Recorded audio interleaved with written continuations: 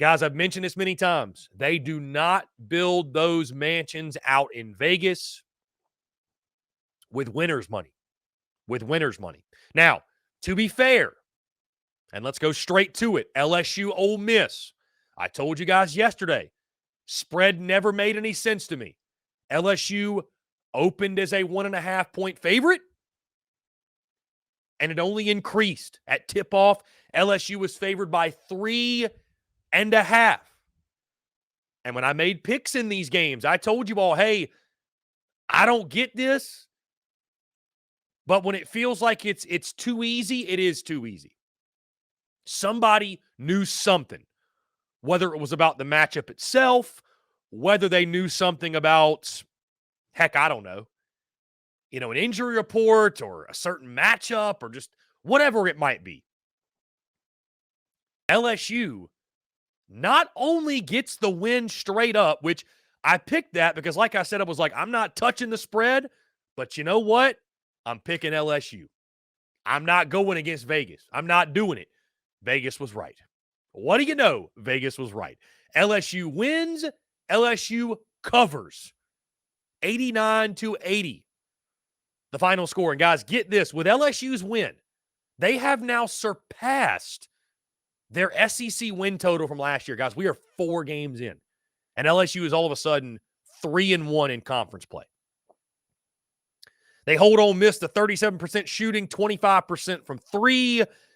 LSU, on the flip side, shoots 48%, both from the field and from three-point land. So LSU's offense red hot. A number of different guys contributing. Wright with 27, Cook with 16, Ward with 11, Williams the third with 10. And I know I've said it many times, guys, I sound like a broken record, but I'm just so impressed on a nightly basis at the depth of the SEC. Like, there are so many teams that can sneak up and bite you.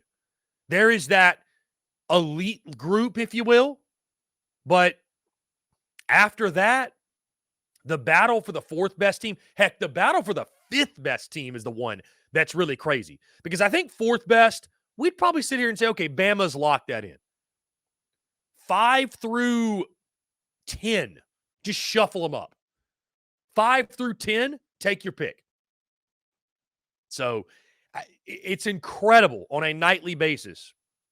We just see the depth of this conference. Now, across the league, guys, other happenings.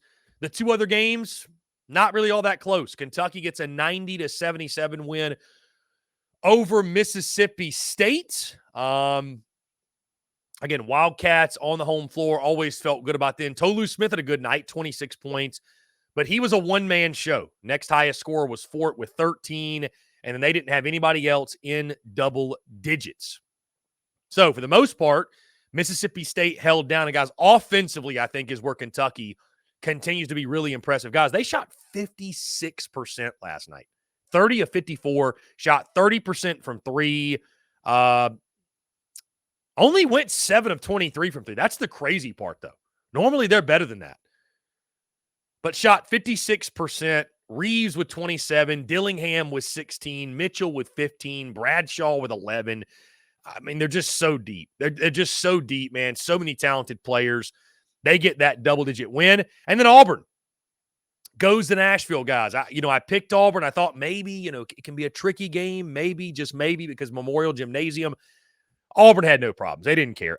80-65, the final in that one. The 13th-ranked Tigers get the W.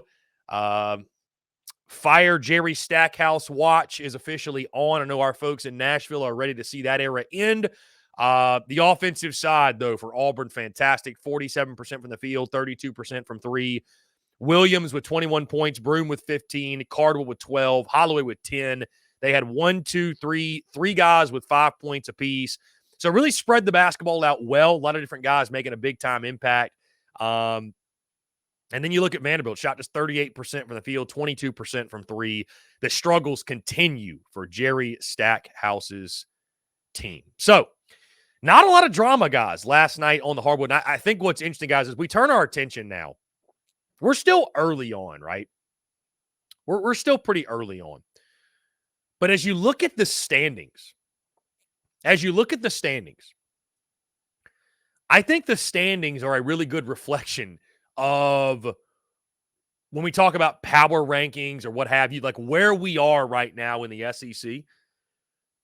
You've got Bama at the top. You've got Auburn at the top. You've got Kentucky at the top. You've got Tennessee at the top, right? Those all make sense.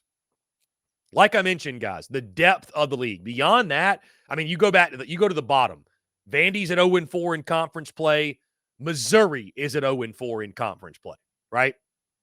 I think those two teams have established themselves. The bottom both have lost 4 in a row. I mean, guys, Texas A&M is 1-3. They're as dangerous as anybody. Arkansas is 1-3. Did they just find new life in beating Texas A&M?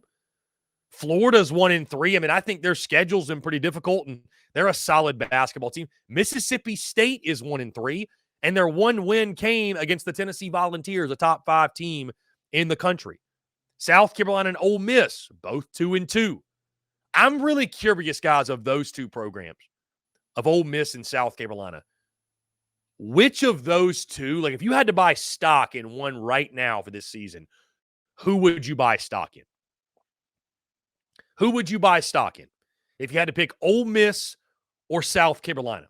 I mean, I think the easy answer is Ole Miss just because they have Chris Beard, right? And Chris Beard is a winner. He's a proven winner everywhere he goes. That being said, I like South Carolina, a veteran ball club, right? A lot of veteran guys they got from the portal. It's year 2 of Lamont Paris instead of year 1. South Carolina's got a pivotal game upcoming this weekend against Arkansas. We'll talk about that more tomorrow. But both of those teams sit at 2-2.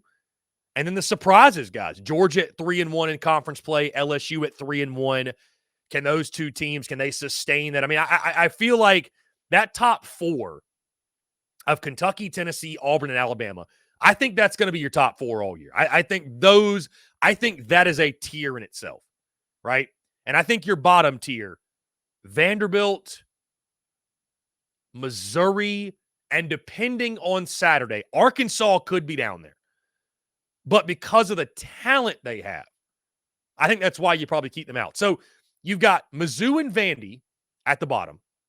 You've got Kentucky, Auburn, Tennessee, and Alabama at the top. So that's 6 teams. So there's 8 teams in the middle of this thing. 8 teams in the middle. And if you factor in, let's say the SEC gets 9 teams in a March Madness, right? You got those 4 at the top. So basically, there's 8 teams fighting for 5 spots, 4 or 5 spots. It's going to be a lot of fun over the coming weeks to see who rises, who falls, right? Because I think you've got a lot of good middle-of-the-pack teams. They may not be elite, but they're dangerous. They can get you on any given night. Who rises to the top? Who falls? Going to be interesting to follow in the coming weeks.